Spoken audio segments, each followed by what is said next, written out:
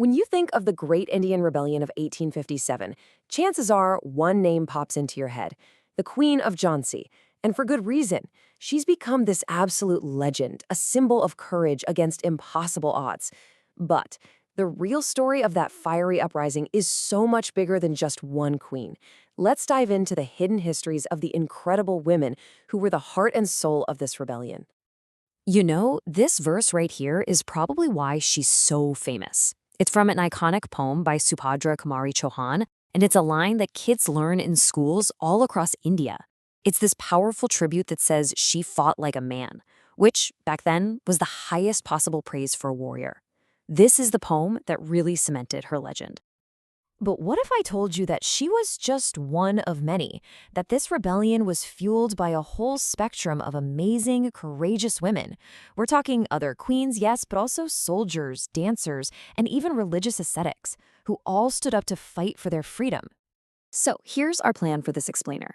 We're going to start with the story we all know, the Queen of Jhansi. But then we're going to branch out and explore all these other forgotten heroines who fought right alongside her, or even commanded their own resistance. We'll look at what sparked the fire, who these women really were, and what their incredible legacy is. All right, so what lit the fuse for such a massive nationwide uprising? Well, it wasn't just one thing. Think of it like a pressure cooker. It was a whole series of grievances building up over time against the British East India Company. And a really big one was a policy that struck right at the heart of Indian kingdoms. Okay, so you've got to understand this one policy. It was called the Doctrine of Lapse, and it was basically a political excuse designed to just gobble up Indian states. For centuries, Indian tradition, Hindu law, said rulers could adopt an heir if they didn't have a son. Simple. But the British just decided, nope, we don't recognize that anymore, and they used it as a pretext to annex kingdom after kingdom. And the fallout from this policy was immediate, and it was personal. In 1853, the King of Jhansi dies. The British reject his adopted son. A year later, Rani Lakshmibai is told to get out of her own fort.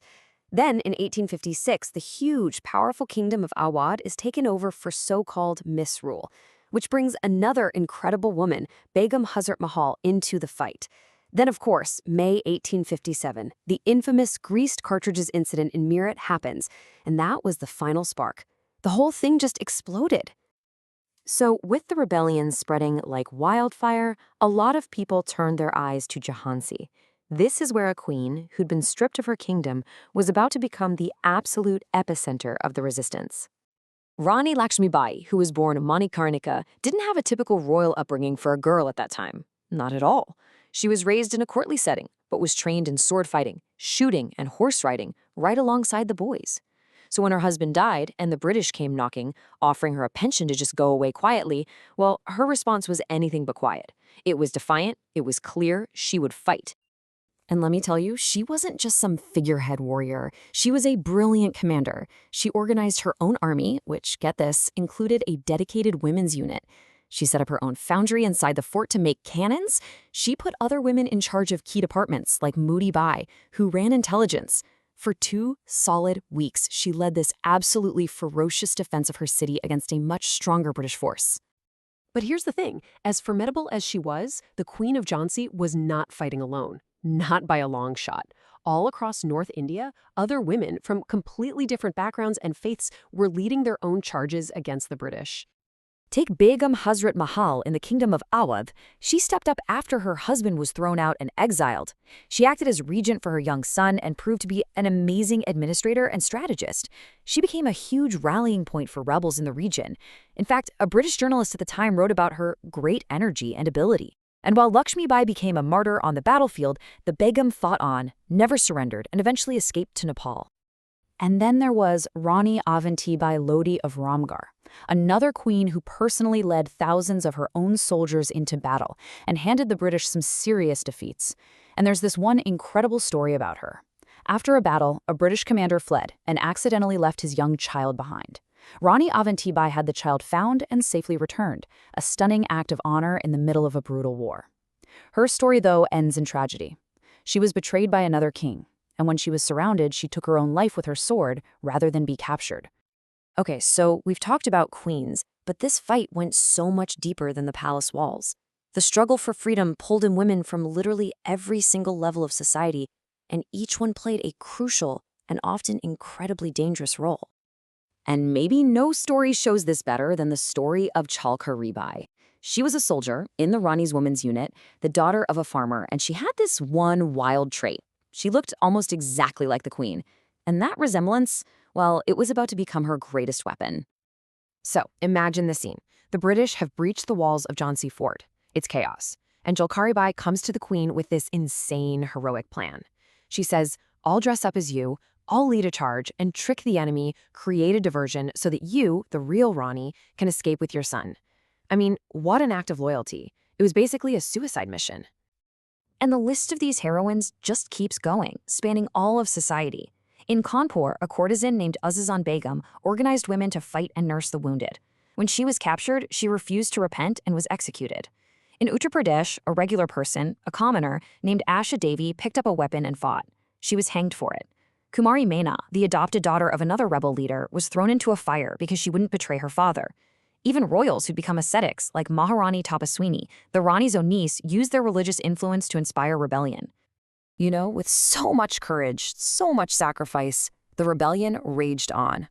But they were up against the full might of the British Empire, and the final, tragic chapters of these women's lives were about to be written.